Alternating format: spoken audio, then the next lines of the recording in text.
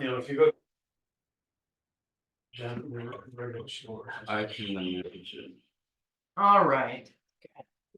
Back by popular demand, prayers in Tibetan. Prayers in Tibetan. Oh, I see. By popular demand. You know, I listen to Venerable Robina Corton quite a lot, and if you have not yet listened to her, I have taken up something that she really emphasizes, which she likes to make it clear that there's nothing magical about these prayers. These prayers are meant to represent thoughts, intentions, aspirations, things that you are trying to cultivate in your mind. And so it's never meant to be something that you chant or recite or read as some kind of ritualistic, I'm only doing this because they said to, by rote. We're always meant to contemplate the meaning of the thing while we're saying it, which is why I've been preferring to say them in English lately, so that we have the benefit of knowing what they're saying. That being said, it is also said that there's an energetic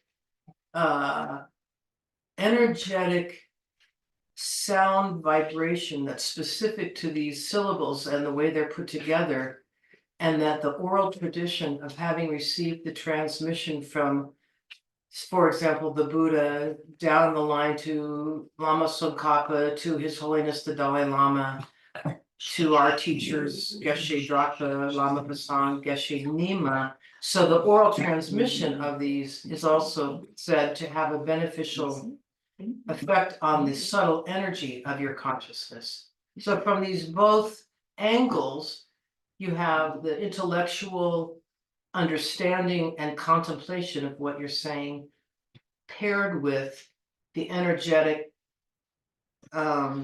lineage of what these prayers are getting at in terms of your own personal transformation.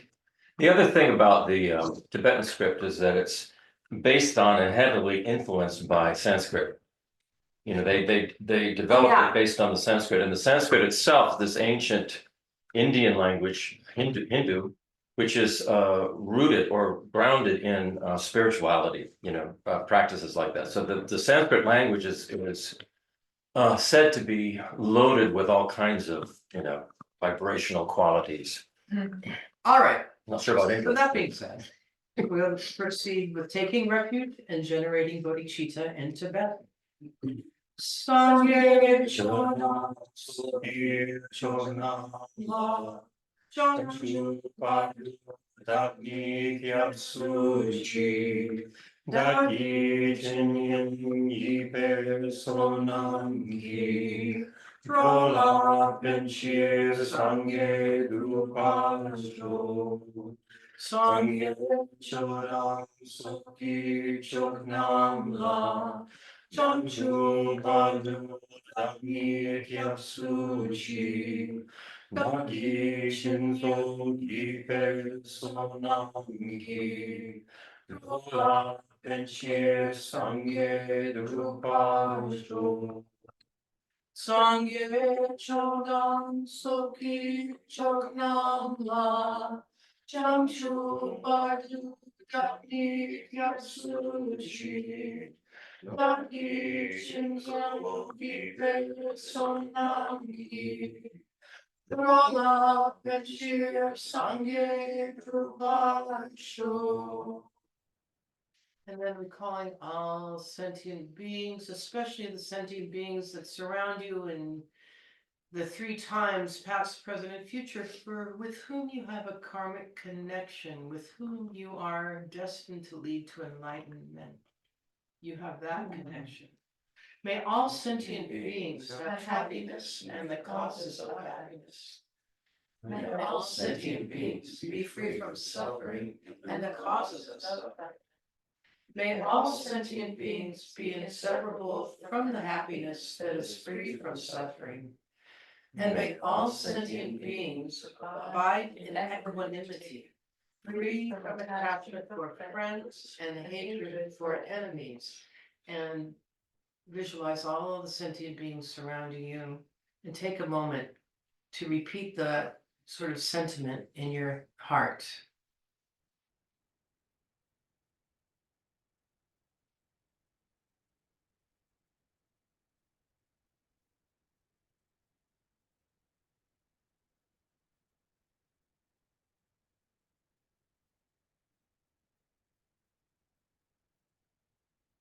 And to remember that this aspiration is what is the characteristic of our lineage, that all of the teachers, all the way back to Buddha, abide in this aspiration.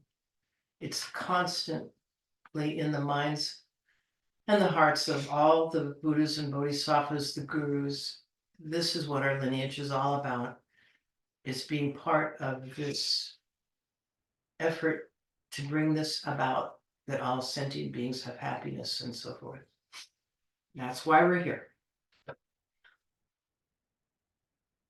You're already surrounded by the sentient beings and some Buddhas and Bodhisattvas, but just take a moment to, in your mind's eye, generate as elaborate as you wish, a visualization of all of the Buddhas and Bodhisattvas assembled.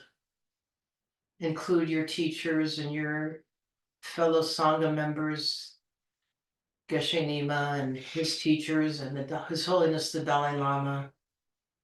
Populate the space around you with all of this lineage, all the way back to Buddha.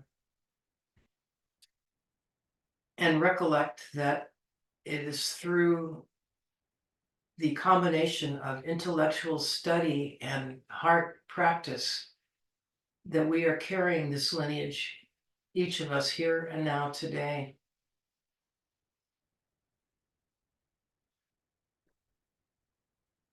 And so with gratitude and commitment, we're going to do the mandala offering.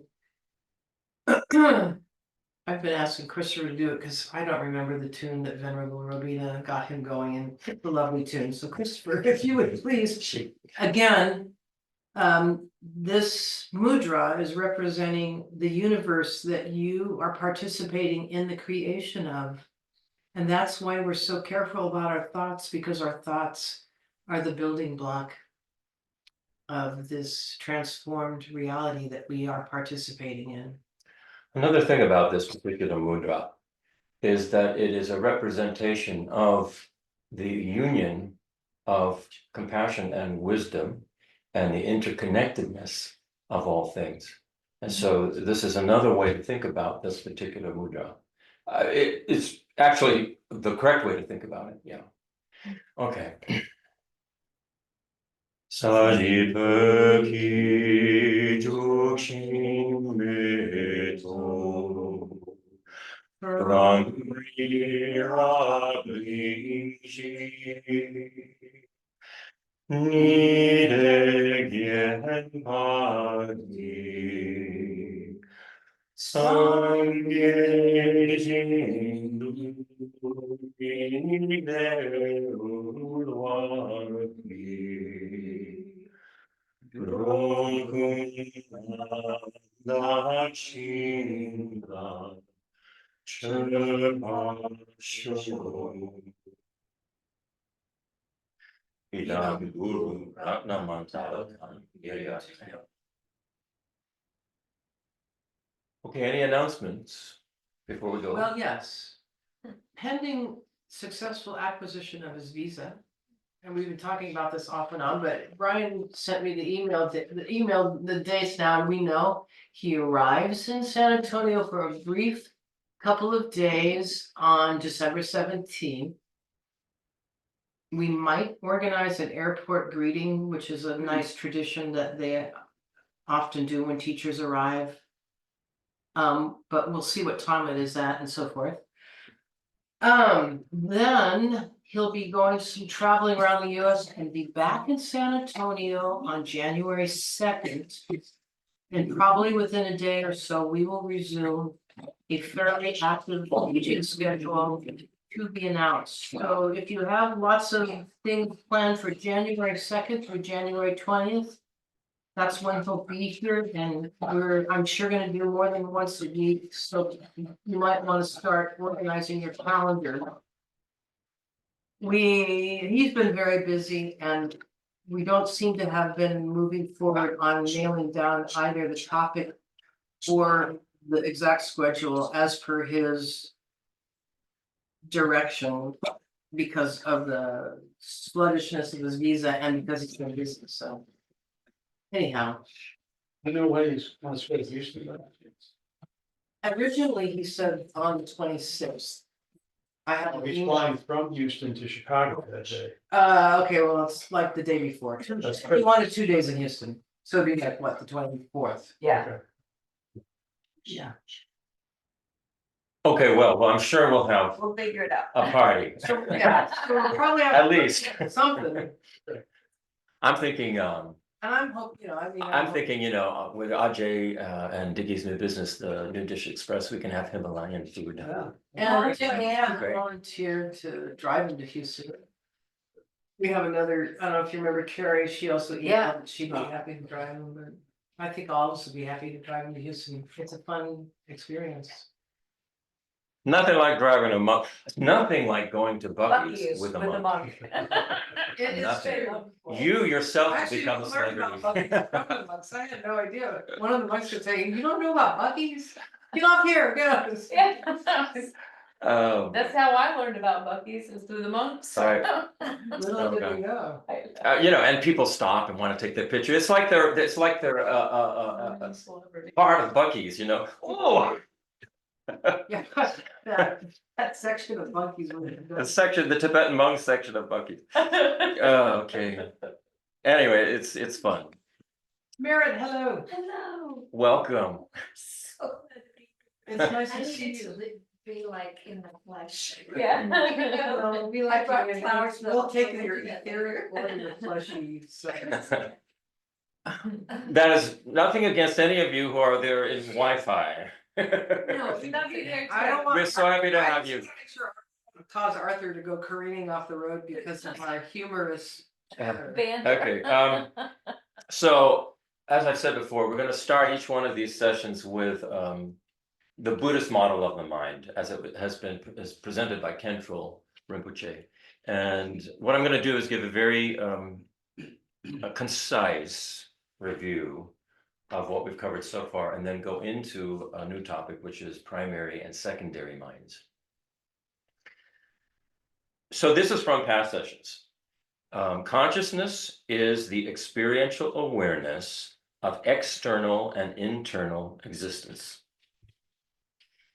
It includes both sensory, smell, taste, touch, and mental awareness. So consciousness includes both of those.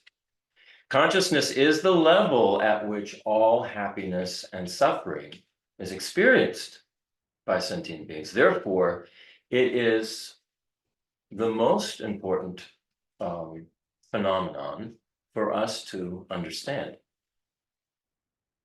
Because, as Buddha said, suffering is the problem we've got going on here.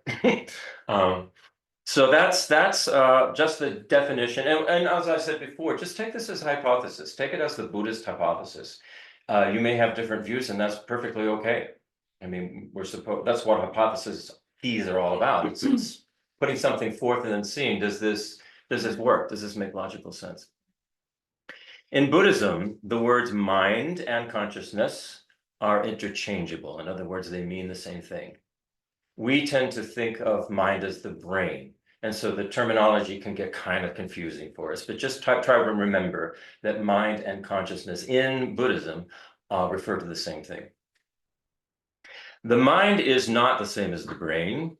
It is a non-physical phenomenon which has gross aspects that are very closely related to the brain, but it also has subtle aspects which are not. These would be more subtle aspects of the mind, of levels of meditation that you could reach in with the mind. There also would be the subtle energetic consciousness that is in the winds, where the consciousness rides on those winds that are within our body. Very, very subtle. The prana is what it is. Like as Merit was talking about last time, it's one of the coaches. I looked it up. You're so right. That's exactly what it is. Yeah, But it's, Yeah. it's beautiful. the Right. way It's described. yeah. So thank you for, bringing that to our attention. The mind is a continuity of experience without beginning or end.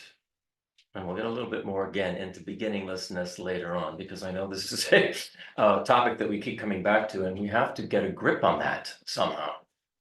A logical grip on that. So they say the consciousness is similar to the way in which mass and energy is never created or destroyed. And this is something that is known by science. So it's just a leap to just go, all right, perhaps consciousness is the same, it's the same. So of course, if you think consciousness, if you're hypothesizing that consciousness emerges from the brain, well, then it still is beginningless, because we're talking about matter and energy being beginningless and endless. The present moment of mind is a result of previous moments of mind, while the future moments of mind are the results of the present moment of mind. This means that how we train our mind in the present has a direct effect on these experiences, the consciousness, the states of consciousness that we experience in the future. Yeah. So the kinds of way we train our mind in the present will give shape to the kinds of experiences we have, whether those experiences fall into the category of suffering, or whether those experiences fall into the category of non-suffering, or even happiness. So that's why it's important to think about the present moment and what we're doing, what we're generating with the present moment. The mind operates at different levels of subtlety. This is what we talked about last time. Gross, subtle, and very subtle. At the gross level, there are the six consciousnesses, and those are the 5 sense consciousness plus mental consciousness. Those are considered to be 6 consciousnesses that we have, sense consciousnesses that we have in Buddhism. At the subtle level is the unconfigured mind stream, which is, if you remember, Khenpo Rinpoche said it is like a mental stem cell, because it is unconfigured. The mind stream is unconfigured and can assume many different kinds of configurations.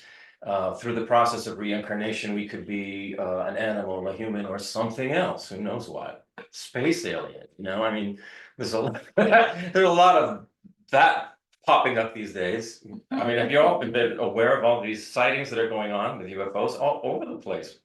Yes, it's like crazy. So who knows what's happening, but and the government's talking about it On Twitter, I don't know. No, I mean they're even in Congress they're having sessions Oh, that's about true. it, like what's going on, how do we deal with this? So now I don't think it's a new phenomenon. I think It's not. I think It's been going on. it's been going on for a long time, probably centuries and centuries, Yeah. and we just have not recognized what it is. All right, so at the very subtle level, then the subtle level is that unconfigured mind stream, and then at the very subtle level is what they call the mind of clear light. They also call this Buddha nature, and it's not referring to the idea that there's some already existing Buddha within our mind. It's what Buddha nature is referring to is that the nature of mind or consciousness is that it has the capacity to transform, to change, and to reach its full potential, full positive potential of an enlightened being. So that's why they say the clear light mind, which is the foundation of everything, of the consciousness, has the potential to go all the way to Buddhahood. So they say that it is your Buddha nature. It's your capacity to do that.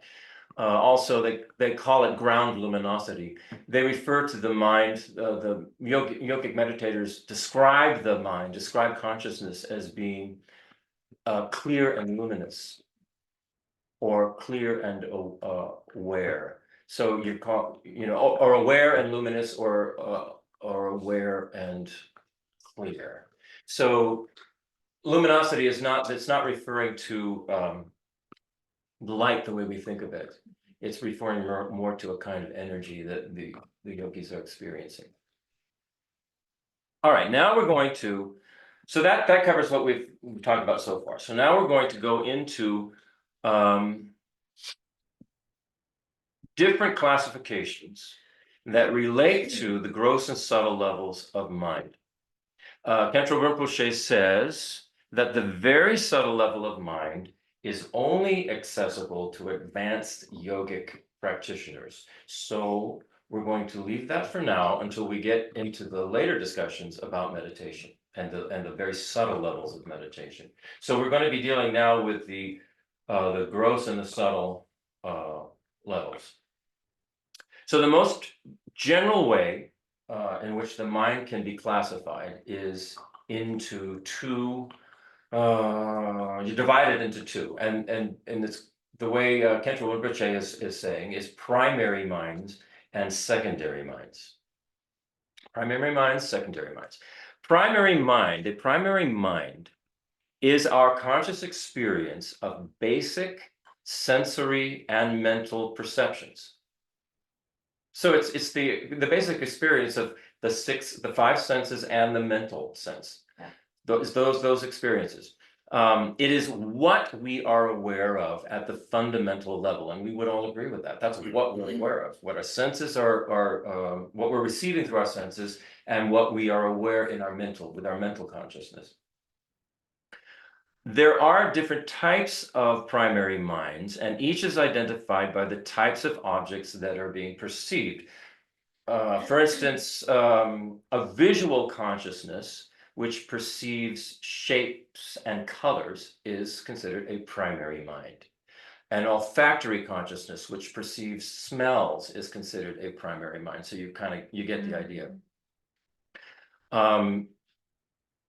While the grosser levels of consciousness are mainly focused on the perception of objects, there are also more subtle levels which are focused on the subjective experience of the agent or the observer, such as the subtle winds. This is an experience that we have. It's a subjective experience that we have.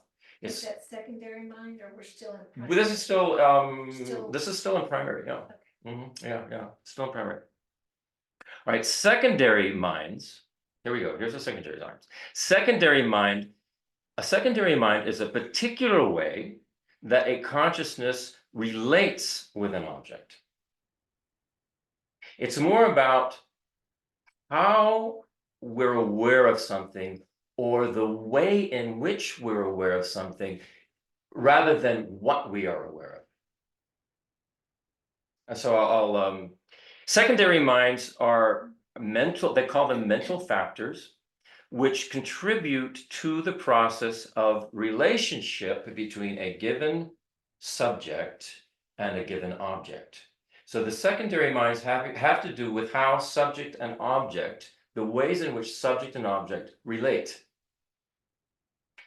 An example would be the secondary mind or mental factor of attention, which engages the subjective consciousness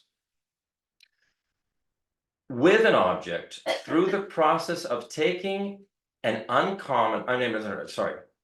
An example would be the secondary mind or mental factor of attention, which engages the subjective consciousness with an object through the process of paying some level of attention to that object.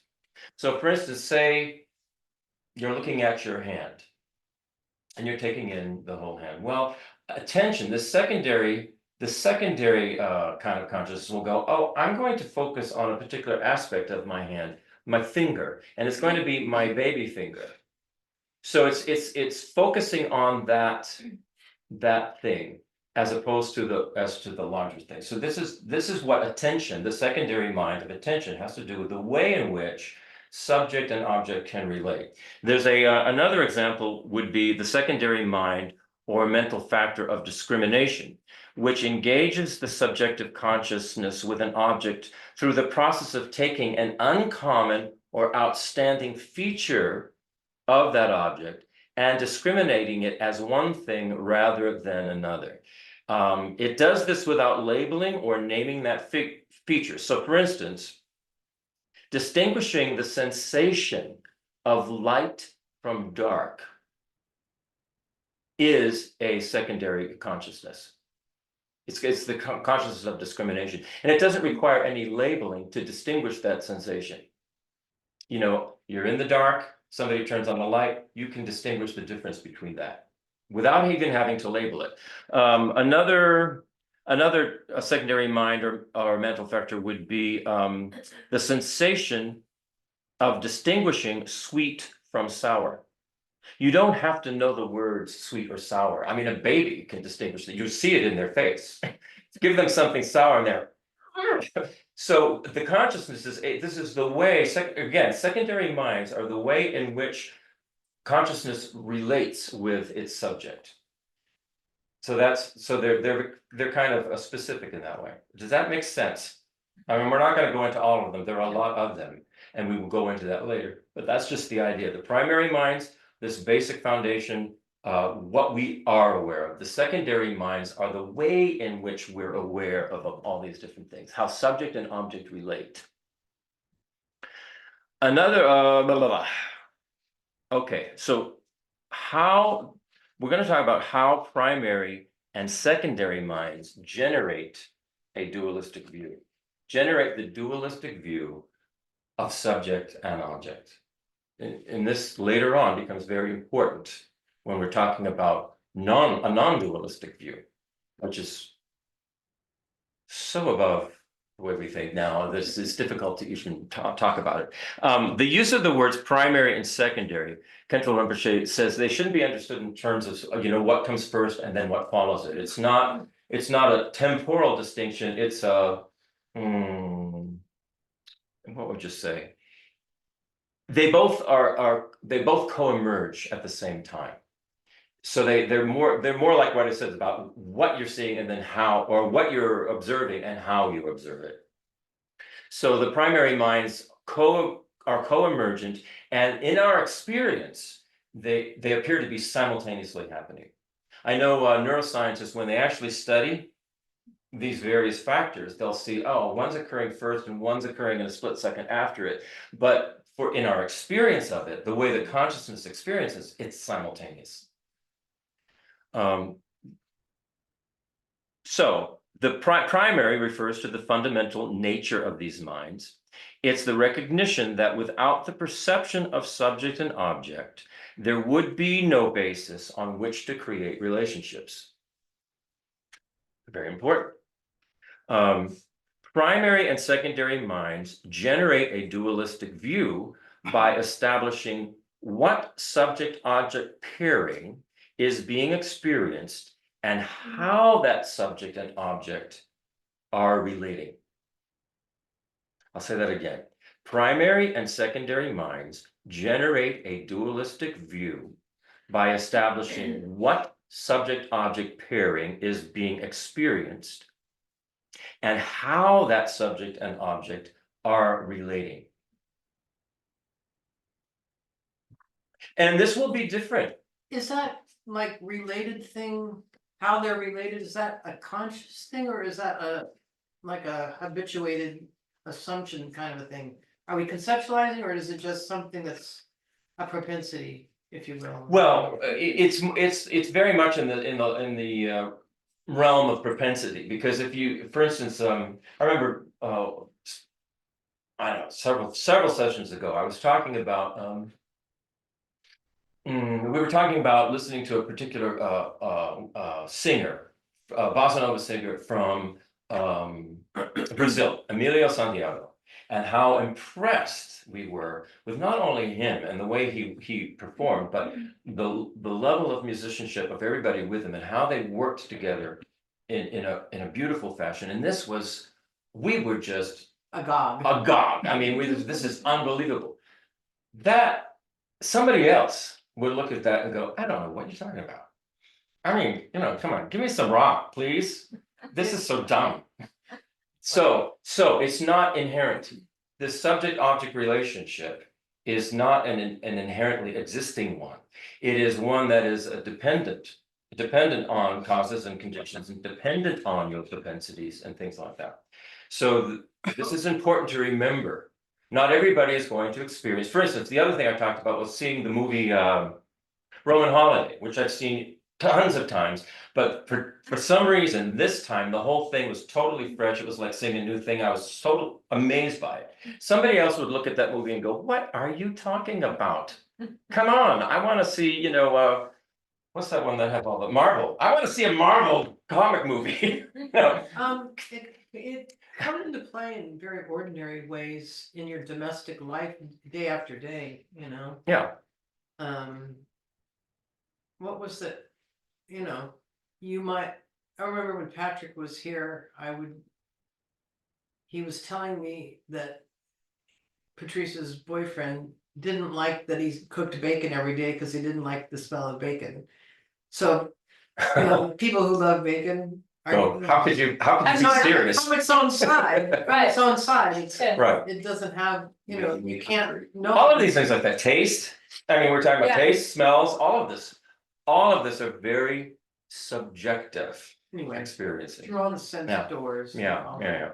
But So- the subjective experiences are all valid for the Right, there's. individual Mhm. of doing the observation. Mhm. Isn't that amazing? Yeah, Well, but what people don't realize or don't remember is that each person's experience is their experience and is not right or wrong. exactly, Experience, Right. so it may not be yours. Hmm. And that's fine, but it doesn't mean that if it's not the same as yours, it's not correct. Mhm. but you see the trouble we get into. Yeah. Because we don't see it that way. Everybody, this is the problem with seeing things as if they objectively inherently exist the way they appear, and it causes a lot of trouble. So this is why this is important to understand about the dualistic view of Right. things. We used to have a teacher that would say, he's not 100% right and he's not 100% wrong, Okay. and say that, so like say with you're dealing with your kids. You're both completely right from your point of view and your understanding, and it's really weird to get your head around And that. every kid is different, It's Right. really weird. and they change as they grow Well, up. especially in relationship, it's really takes a lot to go beyond agreeing to disagree. I think this is what you're pointing to, it's Yeah. like, the reality is. When I'm seeing something different from Christopher, for example. I'm 100% right from my point of view, and he's 100% right from Correct. his point of view. And this is where you get, But you have to, Right. you have to then say, to take the next step and say, okay. I see you are right, and that's a valid from your point, and I'm not gonna say that's wrong, or I disagree, or you're mad, or you're stupid, or you're ignorant, or whatever. So, perfect, So then right? you get the then what? If the world. Yeah, could do then that you with each find. Oh, I know, right? Well, I mean, I love how when Patricia would be like, I see giraffes in the yard, Oh, you know? I never disagreed with Well, her, I just said I don't see it. Because from her perspective, that's what she's seeing, that's Mm-hmm. that's what she's experiencing. Yeah, And I right. really admired that about you guys, walking with her through that part of her journey. Well, what I We learned didn't was, disagree. if I disagreed, it would only upset her. It would only cause a Right. problem, and so why do that? You go. Right. And I actually believe she saw them Right, from, for from your whatever reason. perspective, yeah. This is kind of pointing towards why the wisdom wing is so important in terms of enacting or living Yeah. into the compassion wing. Because with this understanding, I'm just gonna guess, you guys don't see everything eye to eye, and so with this understanding, you could just go, well, that's there's no better more to inherent. guess, right? Well, it's Okay, the nature of reality. It is, yeah, absolutely, But yes. my point It's the being- nature my of point being. this reality. Right. Okay, but my point being, with the intellectual understanding that neither of you are correct from your own side. You can then respond in accordance with the virtuous, so you don't have to use harsh words. You can Right. refrain from non-virtuous activity based, even if you don't want to, you can still do it because at least intellectually, I'm not Right. 100% right. I'm It's not 100%. basically called pick your own battles. Well, It is. and we all know that that this will quickly escalate into something that is far worse Yeah. than just a minor disagreement. It can all of a sudden trigger these very deep-seated. This is Inherent something that views. Brian, you have talked about quite a lot, and I have kind of had this sort of snappy thought that I was thinking would be my next response. Next time you bring up this, how do you know you're not deluding yourself about something that you're taking on board and trying to cultivate? And I was reading something recently, and in our lineage. And it's sort of basically saying until you're a Buddha, everything you think you understand is deluded and mistaken. So don't worry about it. So it is still Right. Yeah. You're already there. So venerable, just say, just keep going, just keep going, just keep going. You're already deluded. Don't worry about it. Just keep going. Um, I don't know. So Khenpo Rinpoche says exactly what we've been saying. He says, if we study the primary minds, we'll get a sense for the basic components that make up consciousness. Then when we study the secondary minds, we're able to understand the different numbers of ways that these components can relate to each other. In particular, we are able to identify patterns of relationships that are conducive to agreeable, harmonious experiences, and those which lead to problems and suffering. In other words, we'll know when to nip it in the bud. Just like Brian was saying. Yep. And to understand that, our perspective is just that. And somebody else's perspective is different. And so, and as Kabita said, what this does is it enhances compassion. It enhances compassion. It enhances understanding. You drop the judgment. Anytime there's a judgment, there's a contraction. Right. And it's a hierarchical, or, when the judgment goes away, then you're able to potentially relate with another being without the judgment if they're good or bad or right or wrong, and it's more just essence. And it's where love can, Bingo, really. I mean, perfect. Yeah. it's love as Yeah. opposed to. I know. Yeah. That's So one too, but this leads in before we get, so that's as far as we'll go with the model of the mind today. But what this leads into is the problem of suffering. And I want to talk a little bit about that before we get to Nagarjuna text. So the first thing that the Buddha did, the first thing that the Buddha publicly acknowledged was the existence of suffering in the lives of sentient beings. That was the first thing he said publicly. say that again, I'm sorry. The first thing that the Buddha publicly acknowledged was the existence of suffering in the lives of sentient beings. That's There is suffering. so recognize the importance of that. This is the importance, this is the whole thrust of the Buddha's purpose, is to recognize what this problem is and how we get rid of it. So suffering happens and nobody likes it. We all know that. It's obvious. So you go, well, what's the problem? Why can't we get rid of it? And the Buddha says we can get rid of it, but we have to know how. What he said was that the basis of suffering lies in a fundamental ignorance and misperception of how things exist. So the basis of suffering lies in fundamental ignorance and misperception of how things exist, how phenomena exist. It's wrong view, right? Wrong, a mistaken view. Rather than saying wrong, right. All right. It helps us to say, oh, I made a mistake, not that I'm wrong. Because wrong means, oh, I'm bad. So mistaken view of. Mistaken nature view of of the nature, nature yeah. of reality. Yes. Yeah. Right. Mahayana Buddhism teaches that all phenomena are impermanent. We've heard this. What this means is that all phenomena, continually arise, evolve, and transform in relation to causes and conditions. Remember, the nature of phenomena, the nature of the mind is that it can transform. The nature of matter and energy is that it can transform. And and everything transforms relative to causes and conditions. This is relative reality, conventional relative reality. Those causes and conditions themselves arise continually, and they evolve and they transform in relation to other causes and conditions, and so on ad infinitum.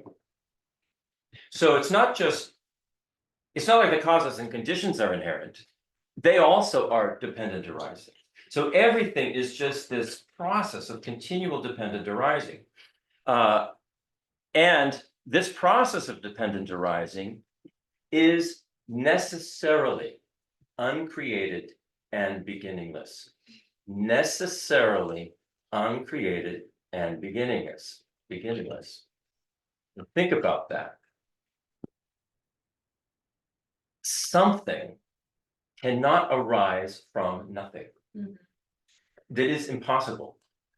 If we recognize that, if we recognize the logic of that, then we can be okay with something being beginningless. But as long as we hold on to the idea, no, there must be some inherently existing thing that made dependently arising things.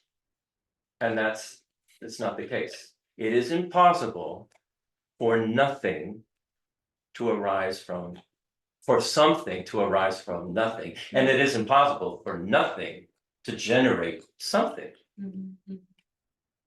There is, you just have to think about the logic of that, maybe for a long time.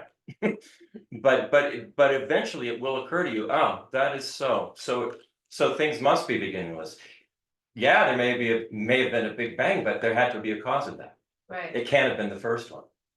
And on and on and on. Which is interesting the way in many religions God is sort of like I don't know what's the word, an amorphic or a humanized version of this idea. Right. And it's always said God is beginningless. It means there is actually no creator. It's beginningless. Which Yeah. are brains. Which are brains, because we have this fundamental ignorant misperception of how reality exists as inherently existing, it just sort of, it doesn't compute with us. We have to use logic. We have to use our conceptual minds and logic at the beginning of this. The reality of existence itself can therefore be posited as a dynamic state, meaning constantly in motion, dynamic state of perpetual dependent arising, in which everything is interconnected, interdependent, and influenced by everything else. This means that no existent thing is independent or inherently separate and disconnected from any other existent thing. Reality is like an infinitely interconnected web where nothing exists in isolation or on its own. Ancient Indian Buddhism has this metaphor that they call Indra's net, and you can look it up. It's an infinite net, interconnected net, and where the netting meets at each intersection, there is a mirror, and that mirror reflects every other connection. So all of the mirrors are reflecting one another and relating. So this is how Buddhism put this metaphor forth. And if you actually think about the logic of it, when we've discussed how this thing arose from dependently causes and conditions, it takes us all the way out to the far reaches of the universe and beyond, when you really do it, when you logically go through step by step. So this is what we're talking about with this complete lack of inherent independent self-existence, that nothing actually exists that way. It's impossible. It's impossible for anything to exist isolated and not affected by anything else. It would not be able to relate, it would be frozen, it would be nothing. So that's just something that we need to sort of think about and get in our noggins. Now we're going to revisit a little bit about emptiness and the two truths. I know we talked about this a lot. I think we had 3 or 4 weeks discussing this. Buddhist shorthand for the nature of reality is emptiness. That's just the one word shorthand for all of that, what we just talked about. All phenomena are empty of inherent or independent existence. A complete lack. There is nothing you can find that will have an independent self-existence. Everything is lacking that. Emptiness is often explained in terms of the two truths, conventional or relative truth, and ultimate or absolute truth. As we discussed previously, conventional truth is the dependently arising nature of all things relative to causes and conditions. This is why it's often called relative truth. It's the dependently arising nature of all things relative to causes and conditions. While ultimate truth is the emptiness of inherent existence that underlies conventional truth. Ultimate truth is the empty nature of conventional truth, and conventional truth is the dependently arising manifestation of ultimate truth. Every object of awareness holds these two truths like two isolates within one entity. So I'm going to go back to the book. Remember, we talked about two isolates and one entity. You have one entity here, and everything's like one entity, okay? One entity here, which we call the book. It has two isolates to that. The book is indeed a dependent arising. And as we've discussed previously, all the way to the far reaches of the universe and beyond. Everything. The other isolate is that the nature of this, because it is a dependent arising, is that it's empty of any inherent self-existence. This book does not exist inherently. It exists dependently, conventionally. That's what conventional existence means. Relative, it exists relative to other causes and conditions. And it comes together and we label it as a book. And that's all it is. It's just a conceptual designation that we've given to the book and everything in it. Yeah. So that's what is meant by one entity, two isolates. One isolate is that it's dependent arising, the other isolate that it's empty of any kind of inherent existence. I just wanted to go over that again. A question. Would you say that the reason this point gets beaten like a dead horse is because our eyes and other sense faculties tend to trigger our thinking into concreteness? Absolutely. Here's the deal, according to the Buddha, is that this whole samsaric existence has arisen due to precisely that idea of inherent existence and a self-grasping at me and mine. So what that does is it gives an existence where there's an appearance as is of everything existing, self-enclosed, separate.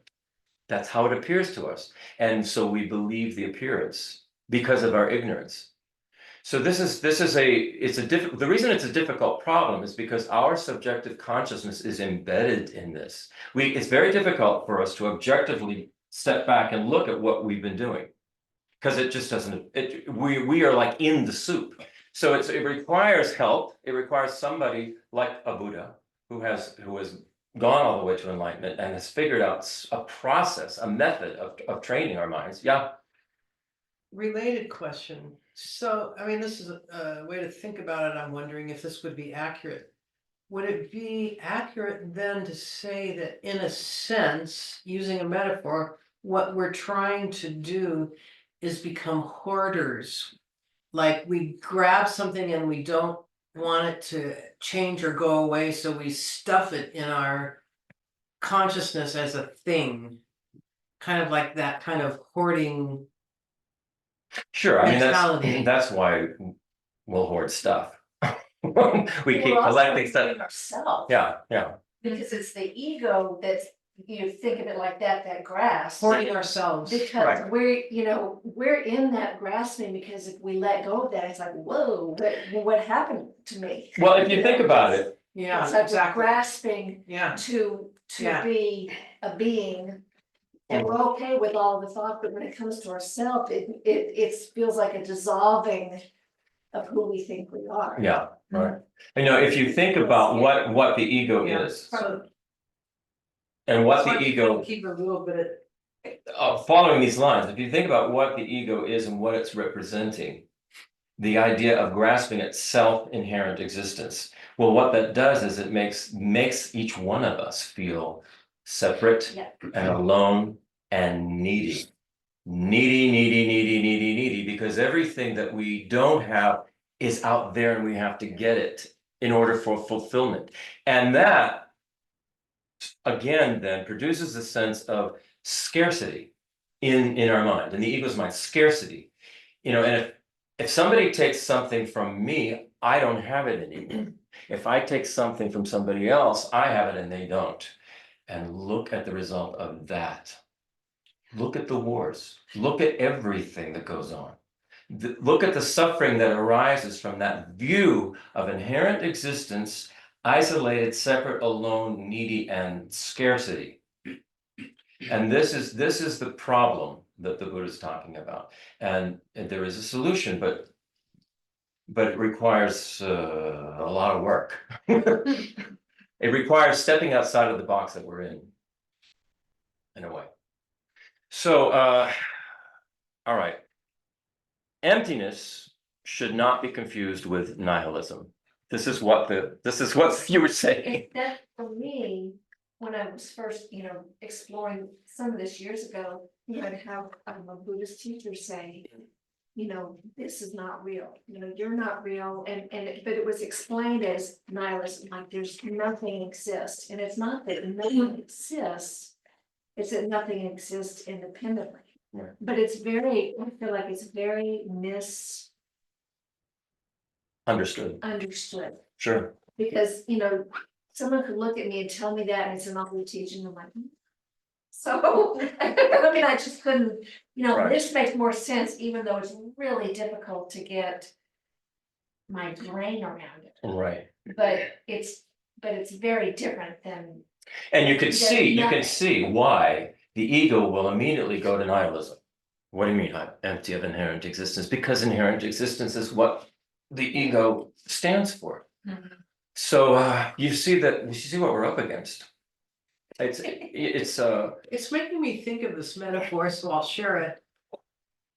I've never done this, but, what do they call when you jump off a cliff with one of those paraglider thingies? Yeah, paragliding. paragliding. It's kind of like, I'm thinking of, loosening the grip on the ego must feel something like having the courage to trust that I'm not gonna go away if I let go of this. Yeah. Yeah. You've parachuted, so but there comes a point when you just have to do it, and then you go, oh, okay, I still exist. Well, even rock climbing, when you're on this vertical plane and you're rappelling off the Right. cliff, there's a transition Yeah. between those two planes. Yeah. And it's trusting to not sit in the middle of it, stay and just lean back. Yeah. And it's very hard to do. But Yeah, once so- once you get it, you're like, It seems to me the other challenge is that if you live in a world that thinks it exists independently and its conventional reality is its true reality, and you're trying to live in that world yet live in it with the concept of this dependent origination and emptiness. It's like it's a 90-10 problem. You got 90% of the rest of the society saying, this is bullshit, or you're incorrect, or this is not. Mm. And you're saying, well, this is this is really how it is, but you're kind of fighting, not fighting, but you're kind of trying to align yourself with all of those, and it's a difficult thing to figure out, unless you're a Buddha, I get it, how to interact with those individuals who have a very different view of existence. Think of infants and think of adults. You know, there's a theory out there, it's been around since the sixties, it's called the spiral dynamics. And anything evolves, you know, a company, a business, a person, societies, you know, we all start out at that infant kind of state. And yeah, 90% of the population, based on this evolutionary process we all go through, is like an adolescent, young teenager. And there's only a small percentage who have evolved and grown and matured, which is like the 10 to 5% of the population. So yeah, there is that misalignment with the nature of reality versus the ego grasping at everything. And so it makes sense. And so when you think of it and can understand it and comprehend it from that perspective, you wouldn't expect an infant to get up and run, because they're just not capable of doing it. And so to expect 90% of the population who have not evolved beyond a certain perspective based on the spiral dynamic theories, yeah, why would they be able to grasp this? And so we are in this 10% club, you know, that there are It's us. not 10%. Well, it it's could be not even less. even. No, it's really like 1%. Okay, do you remember the But, yeah. story about the turtle that comes up every 100 Yeah. years? Right. Who could That's forget? why, cause you happen to be. One of those turtles. But on the other, I think if a monk was here, they would answer it. That I think that they've always said to us, you know, it's samsara. Well, it's also So- why the lineage is so important. It's only through that lineage that we are able to get this information. It does come, it's hard because we are such social creatures that we think of ourselves as part of the herd, but you know how it is, there's always this one member of the herd. We watch the deer, and there's always one that's kind of going off in their own way. I don't know, Mhm. but it is hard because I think this is why the bodhisattva stuff becomes relevant even at the level we're at, because we're being forced to have one foot in both, if you want to call it realities, one foot in both paradigms, that we're headed towards, you know, enlightenment with a much more expansive cosmic view of how things exist. Meanwhile, as a participant in this culture, in this society, in this world, we need to continue to have a way to interact and communicate and be productive and relevant and, you know, helpful. Right, and this is the, Right, it you know, is. It's this is wow. why the Buddha gave us the first level of practice ethics, because it's ethics that enables us to deal with the population at large in a way that's beneficial and not It harmful. is hard, it is hard, I haven't imagined, I just kind of, sometimes I think about your situation, Brian, because I know how. You know, academia and the medical profession and science, the scientific community and all these communities within which you are a member. Have very you know, structured, long traditions of how. The paradigms that are currently held today have evolved over time, and it feels very right and good and kind of, although it's morphing continuously and evolving and expanding, it is somewhat resolved. There's a sense of collective, we're okay with how we think today, kind of, I imagine. Well, I think I'm thinking more globally than that. I mean, to me, the challenge is that, you know, we live currently in a society, in a system, in a world, in a civilization that is, by many measures, moving fast towards its own annihilation. And, you know, we seem to be doing bad things to the planet, we seem to be doing bad things to each other. I mean, people seem to be fighting. We were watching Outlander last night, and you know, back in the 16 or 1700s, these people were killing each other and all. And it just goes on and on and on. And, you know, if you think about the long-term version of that is that, well, you know, and this is what Geshe Nima says, yeah, there's plenty of places you can be reincarnated, it doesn't have to be here. But you have to believe that, you know, no matter what happens, A, you will be reincarnated. And B, that then you say, well, okay, you know, I can be ethical, I can try to do the same thing, but. And maybe it's just my karma that at the end of the day, I end up the same way that these other people end up, because I physically don't exist in this current form anymore. So then the challenge is, well, how do I keep, you know, moving the path forward in the face of all of this massive resistance? So to me, it's how do you not become nihilistic about, you know, what looks like the potential future that you or any of us who are in this kind of path or process has a very difficult time to affect any change in the course that we seem to be heading on as a civilization. Well, let's move on to nihilism then. Yeah. Let's just move on to it. Look, because there's I think there are some answers. We may not agree with them right now, but there are some answers. Nihilism asserts that nothing has any intrinsic value or meaning. That's nihilism. Buddhism does not deny the conventional reality of the world, nor the importance of ethical conduct. Buddhism is good with that. The doctrine of emptiness simply asserts that the true nature of things is characterized by interdependence and a lack of solid, independent existence. It doesn't deny that things exist. It describes how they exist. So this brings me then to this idea that no one deserves to suffer. Samsara, which is the continuous cycle of birth, suffering, sickness, aging, and death. That samsara arises, as we said, from ignorance and the mistaken view of independent self-existence.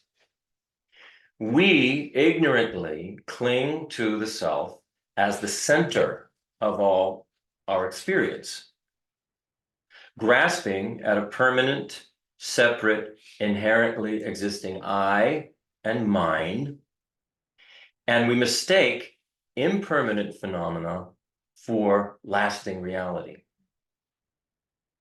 This can never change, it won't change, it can't change. These are the causes of suffering for sentient beings in every realm of cyclic existence, not just the human realm. And why is that? It's because these mistaken views of inherent existence are in direct conflict with the true nature of reality, which can actually logically be observed. So what we are unwittingly doing is we are waging a personal war against reality, which we can only continue to lose. And we suffer because of it. That's why we suffer. Wrong view of reality. So it's as if we are, and every time we grasp at something, as if I need this, I want this, I must have it, I don't care who I have to step over to get it. We are waging war with reality, and we're going to lose. We are going to suffer. The thing is, no sentient being deserves to suffer. For that reason, for ignorance, no sentient being deserves to suffer. This is not, and this isn't just a general statement that doesn't apply to each one of our unique situation that we find ourselves in. Because some of us will say, well, I'm different, my situation's so bad, of course I'm going to suffer, No sentient being deserves to suffer. So it's necessary that each one of us takes this very personally. Very personally. In reality, there are no inherently existent victims, as there are no inherently existent perpetrators, even though that's the way it seems to us. These afflicted states of being arise from causes and conditions that are rooted in delusions and play out as our karma in cyclic existence. They play out as our karmic appearances. I'm a victim. I'm the perpetrator.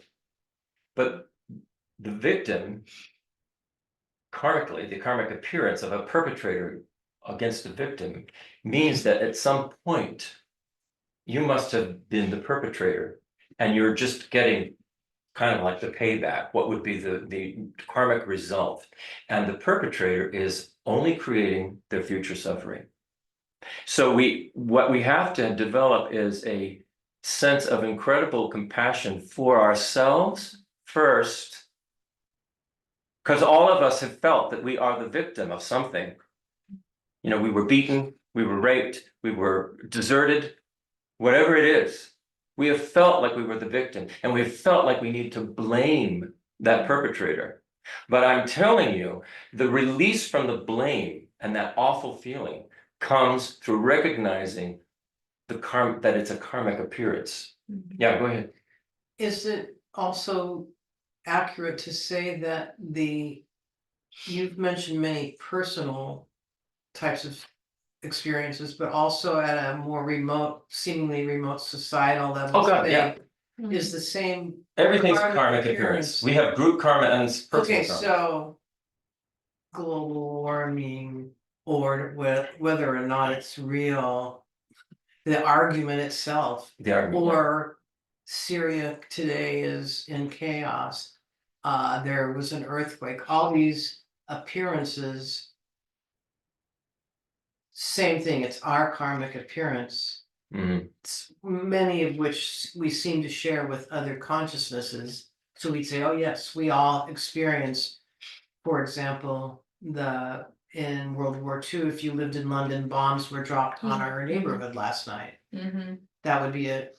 Mhm. We would all be obviously sharing some aspects of that karma. Right. So based on what was Christopher was saying in general, karma, as I kind of understand it, at some point in time, you all potentially collectively were the ones doing the bombing. It's just like a Something cycle. like that. Yeah, something Part like of what cyclic existence is the cycle of violence. It- And we have to understand what's going on. Right. That we think this samsaric existence we're in is a real inherently existing thing. And my God, we have to fix it. Go ahead. Okay, this is directly inspired by Brian's line of thinking and questioning 5 minutes ago.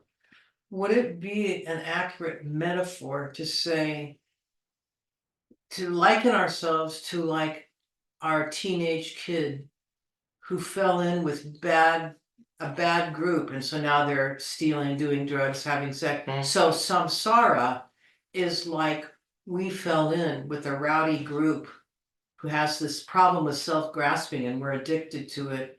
And what we're getting is all this similar to like we wish our daughter could see if she would get out of that group. Right. Is that Yeah, we have the problem is the self-grasping at inherently existing me and mine. But I'm just saying now, what I'm trying to clarify is our reincarnation into a samsaric realm similar? Can we pull can It's we similar say to- that's because we were attracted to it? It's similar to addiction. Yeah, if you want to say that, if you want to put it that way. It's what we know and what we think is so. And we have so many things that we are grasping onto and attached to and don't want to let go of, that it keeps pulling us back here to But this it has kind of the existence. potential to change, I Right. mean, as we work on Absolutely. ourselves Mhm. and our practices and our thoughts, compassion. our beliefs, all All of that, Right. it's like the It But what- gives the possibility for the clear light mind to arise and our species can actually change. Mhm. But we can't change it. Right. We are it. We are Yeah. it. We Mhm. can't- Right. We change ourselves, and then when we And we do change that- ourselves, We get ourselves Then out of the it rowdy group of changes. friends, or the bad group of friends. So cyclic existence is like um an impossibly deluded dream for which there is no solution except to wake up.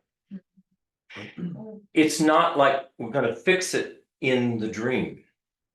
We have to wake up from what it is we've been doing. We have to wake up from this idea that things exist inherently, independently, that I am the center of my universe. And we're each this way. So like I said, and the metaphor they often use is that it's like a dream. It's an impossibly deluded dream. And the only solution is to wake up from it. It will not be fixed within the dream itself. And that's something to remember. So what we're doing is we have a lot of difficulty of letting go of all the problems in the world and how can it all be solved? It's not going to be It's not gonna within the dream. It's going to continue. That's we what are cyclic inside. existence It's not is. gonna be solved. It's like a cycle of confusion, grasping, clinging, craving, anger, frustration, violence, repeat, rinse and repeat. That's right. So would another metaphor then, it would be sort of like we're part of some gang. You could say the some samsara gang. Yeah. Yeah, And Species. Yeah. we. it includes the we, animals and as insects and everything. bodhisattvas, we recognize that we want to get out of the gang. We're gonna figure out how to pull ourselves out of the gang, and then we're gonna We're going to help pull other gang members out. one by With one. us, yeah. Yeah. Hopefully more than one by one, but you know. And so that transformation that Merritt talked about, we recognize, we can look at our kids who are fun with bad friends or gang members. You know, when you discover their story, that one person has to have their transformation. The gang isn't gonna help them out. The Right. gang Right. wants them to stay in the gang. You have to remember what the word Buddha means. It means awakened. Awaken mind. Awakened one. Right, awakened mind. We have to wake up. That's what enlightenment is talking about. So this is important to understand this process. So, and when it gets back to suffering, the understanding emptiness is considered crucial to the path of awakening from cyclic existence and ceasing the suffering that cyclic existence generates. Emptiness, the understanding, is crucial. By realizing the emptiness of all things, we can break free from the ignorance of our delusions and attain enlightenment for the benefit of all sentient beings who are suffering. When we see ourselves and all phenomena as impermanent and empty of an impossible inherent nature of reality, we realize the futility of attachment and grasping onto things and awaken to and discover the joy in the ever-changing, interdependent nature of reality. You know, and that's what the process is. So I wanted to sort of get that out there. It's a kind of a recap of things we've been talking about. But before we move on with Nagarjuna, because he's going to be talking about these issues, I wanted to remind us of all of those things.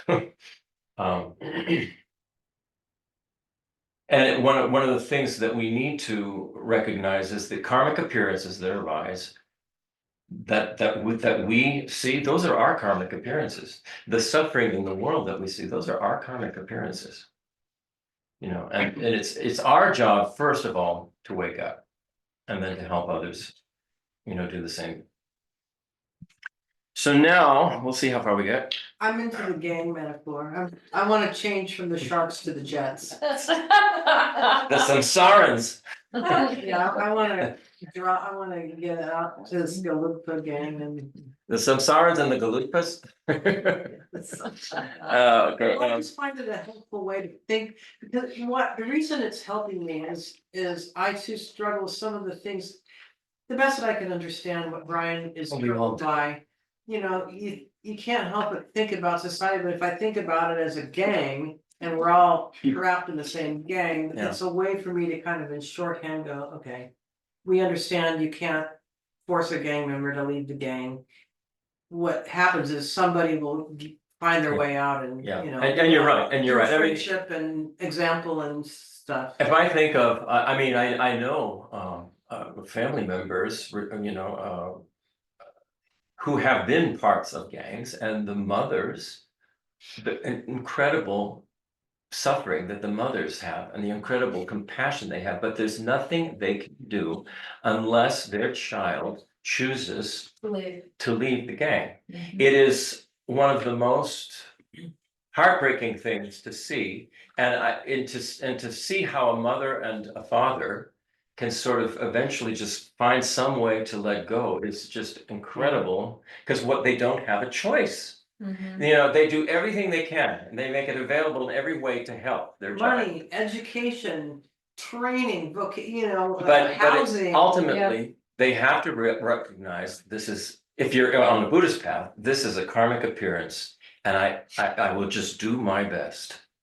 And what else can you It's do? part of the acceptance. Mhm, mhm. You know, you wanna change that reality and you can't. And the best way to change it is to go all the way yourself. Well, and it's a good example of letting go of the grasping, how to let go. Mhm, How to mhm. stop the grasping of wanting it to be different, wanting it to be something else than it is. And Interesting. Yeah. so it's a way to learn to practice non-grasping. Right. Christopher's sister-in-law, so by extension, my sister-in-law has been going through this with one of her sons for many years. And I recently went with her to his sentencing hearing for God knows how many times this is. But her attitude is so different now through having literally tried everything and Mhm. seeing his ups and downs. She's a practice Christianity and she's there for him as his mother, and it's in his hands. Right. It's between him and God now, which in a way is sanity. I mean, what? Yeah.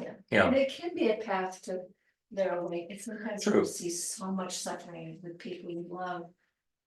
For me, kind of the only way to deal with it is like, well, maybe this is their path to awaken. Yeah, Sure. This is Yeah. their- Right. wow, what an opportunity. They may not get it this lifetime, but what an incredible opportunity to go through that. And to take that away, you want to take it away, but maybe that's an impediment to their path of awakening. I think you're right, because really, if you think about it, the only thing that sets any of us firmly on the path to enlightenment is we've had it with suffering. Mhm. We've had enough of it. We know at some level, we know, I don't want to do this again. Right. There must be a better way. Well, and two, speaking of karma early, it's also a way of maybe burning. In a situation where you've got, the example has been a child in a difficult situation and the parents trying to be loving and caring and supportive. Well, maybe that difficult situation that other being is going through is a direct result in karma that they, karmic behavior from a previous life. It They is. had- It is. For It sure. is, That's it what they is, would right. say, yes. Not me, yes. And so therefore, aren't they fortunate to have loving, caring, supportive parents who don't give up on them while they're burning Burning it off off. that negative karma? Mhm. Because there's so many other people out there that be like, you're a loser, you're never gonna be anything else, Okay. get out of my house, Right, that kind of right, thing. I would normally unequivocally say, yes, Yeah. Tracy, that is true. I just was listening to a teaching about this. I'll Mhm. find it and I'll share it with you. Because the seven, I know you guys were studying with Geshe into the 7-point mind training. Mhm. There's a component of that where it's the I forget exactly, I just was listening to Geshe Drachma's teaching on this. I forget how they phrase it, but it's like when not to. And it's sort of like what we would call in our culture idiot compassion.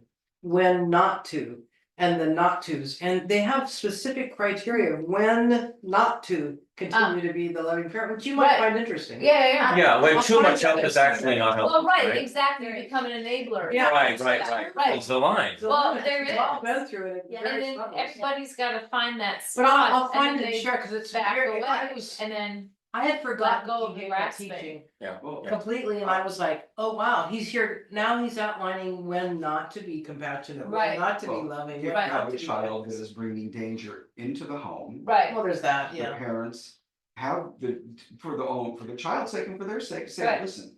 This, we do Right. not want this in our environment. Right. No drugs, no Right. this, no that, no whatever, guns. yeah, And so you're gonna have to leave. right, it's And, that simple, you know, yeah, have you ever listened to the smattering on YouTube of victim impact statements?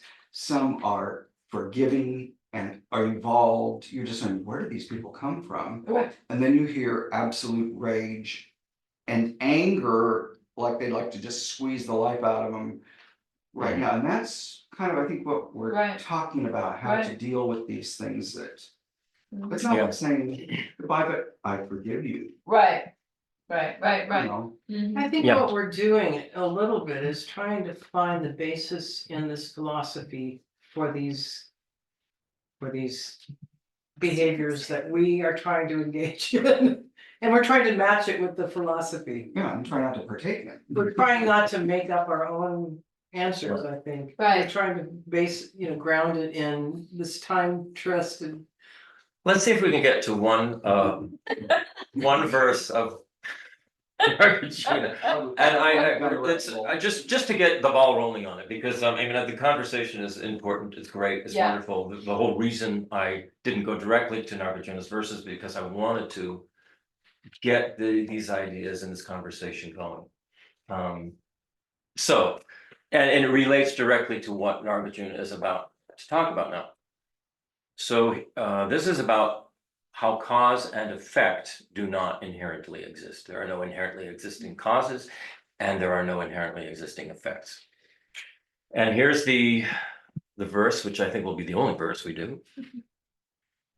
Previously produced and simultaneously produced causes are non-causes. Don't worry, we'll explain. Thus, there are no causes in fact, because such production is not confirmed at all as existing conventionally or in reality. So, the shorthand that Nagarjuna is using when he's saying previously produced and simultaneously produced causes are standing for previously inherently produced and simultaneously inherently produced causes are not causes. So it's just the idea that there's an inherently we have this idea, for instance, when somebody, like you're saying, they want to get back at somebody for what they did, that they really hurt me, that inherently, the only way to fix this is to destroy them so that they no longer inherently exist. We are fixated in this samsaric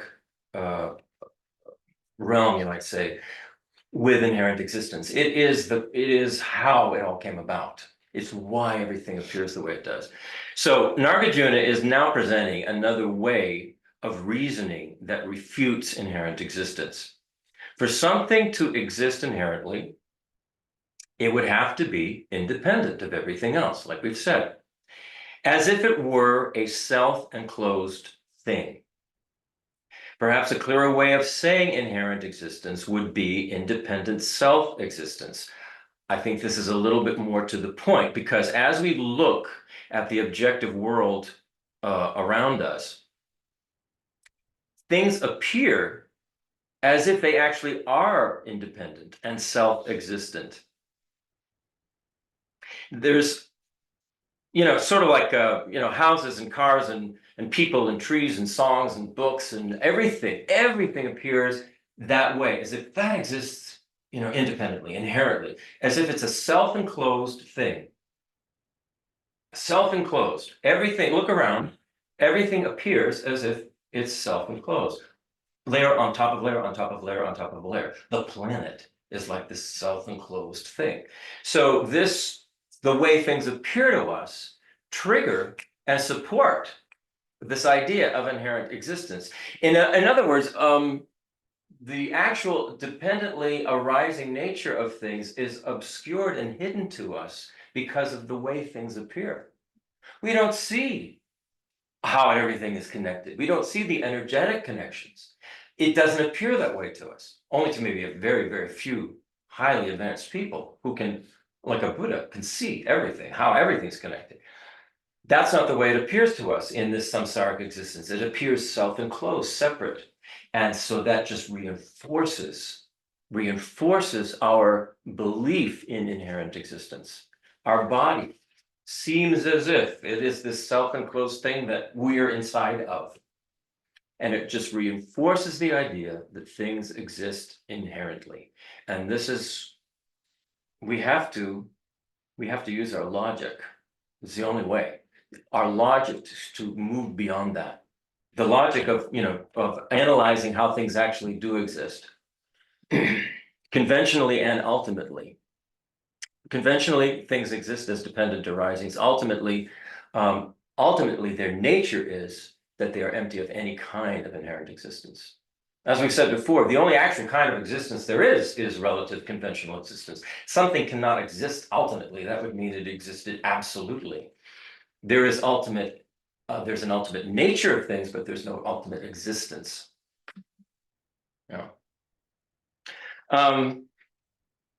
Because of this appearance, the dependently arising nature of all phenomena is obscured and hidden to us.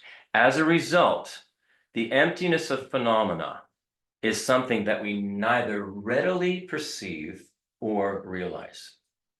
This is why it takes so much to have a direct, non-conceptual, experiential realization of emptiness. It is because everything around us is saying, no, that's not the way it exists. That's not the way this was all set up. So we really have to work at it. We have to work at it. What Nagarjuna is saying in verse 47 is that it's impossible for a self-existent cause to produce a self-existent effect. And we tend to think of causes and effects. I mean, the samsaric view, the ego view, is that causes and effects inherently exist. They just inherently exist. You did that to me, you deserve punishment. It's like that. And this is how we get into all the trouble we get into. Such a cause, an inherently existent cause, cannot give rise to an inherently existent effect, either before it or simultaneously with it, because something that is inherently self-existent is independent of everything else. It could not possibly produce an effect if it was inherently existent. In the conventional way that effects arise from causes, causes are themselves dependent arisings from which effects also dependently arise. That's conventional reality, relative reality. And that is the way things exist. But inherently existing causes and effects are impossible, and they don't exist either conventionally or ultimately.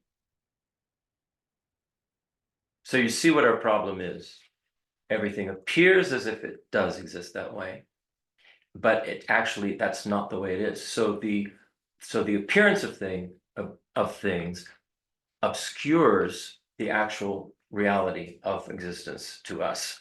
Mm-hmm. And so we have to use our logic, we have to follow good science, and we have to follow the teachings of highly realized beings to be able to get a handle on this. And I believe there is a lot of good science out there that is pointing the way toward this for us.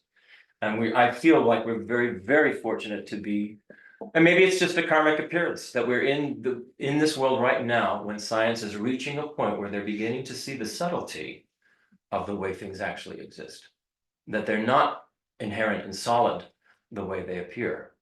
And so this is very, very helpful, it's not that we should trust any science, but we need to trust the science that is logical and is that logic is borne out through the science as the science continues. Any good scientist will have to be incredibly open-minded and incredibly discerning and discriminative, because you can't just go, oh, here's my theory, it seems to work, I'm sticking with it. Everything always needs to be in a process of, get rid of that part, that's not working. And I think one of the problems that occurs in science is funding gets in the way. And it's an issue. These again become ethical issues. But I'm not dissing science at all. I think science has a part in all of this, and it can be very, very helpful. I was thinking about this in our people experience. Not only is it about funding, but it's also about peers. And I remember when we were doing some research into performance practices in Israel, Palestine around the year 1. We have colleagues, and actually the woman who produces CDs is an academic. She was at the university. What's the one in oh wow, Minneapolis? Maybe where you are, for that matter. Anyway, we were doing things with music she couldn't do because of the pressure of her peer group. There's no musicology precedent. Certifiable rationale for what we were doing. There actually was, even though we extracted some from ours, we had our rationale. Right. We weren't just randomly doing stuff, but Right. she was always very surprised at what we had the balls to do outside of, because she was a musicologist. She had the weekly NPR early music radio show. She was, the shit, but Yeah. So that says something about a good so that scientist. applies to science too. A scientist has to have human the beings. balls to step outside of the box, the conventionally accepted Because box. not only do you have peers, you also have peer pressure. Pressure, of course. Right. And then you have like poor Which is the game. Yes. Right, and thank God we don't live in a time where you're beheaded if you have the wrong idea. Right. Like Galileo. Exactly. Or could have been. Yeah. So Okay. we need to do our closing prayers. This was great. Thank you. Alrighty, with all that in mind. Somewhere in there, we must have accumulated some merit, right? I think so. Well, we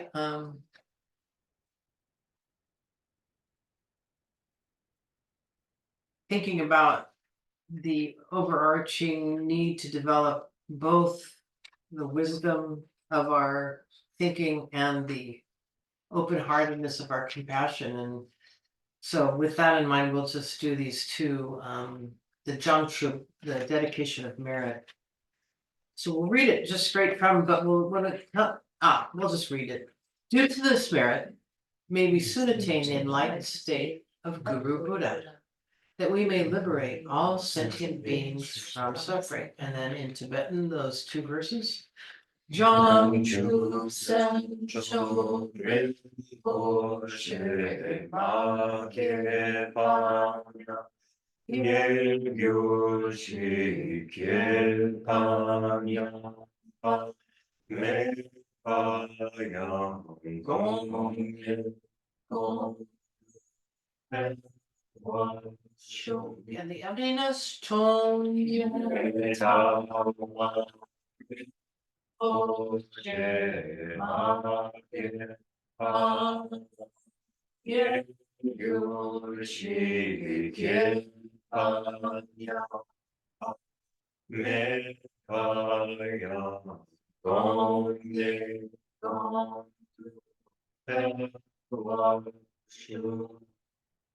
and guru dedication. In all my rebirths, may I never be separated from perfect spiritual masters and enjoy the magnificent Dharma, completing all qualities of the stages and paths. May I quickly achieve the state of Vajradhara. May anyone who merely sees or hears, remembers, touches, or talks to me be instantly freed from all sufferings and abide in happiness forever. It is only through my kindness of my guru that I have met the peerless teachings of the Buddha.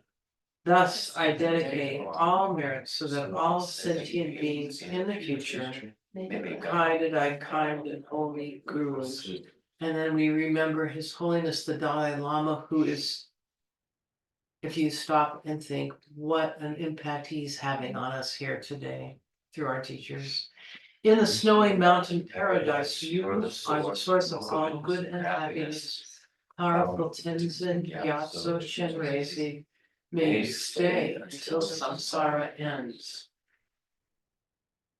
And then for those of you who don't know it, Christopher and I, and anyone who knows the little tune for the Tsongkhapa prayer, will do it in Tibetan.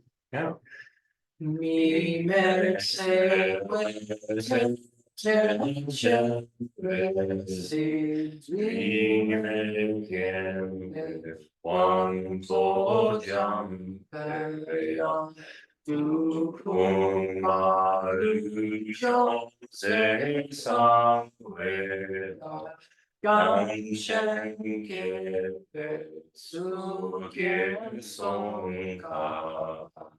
Lo sangra bejabla sovade.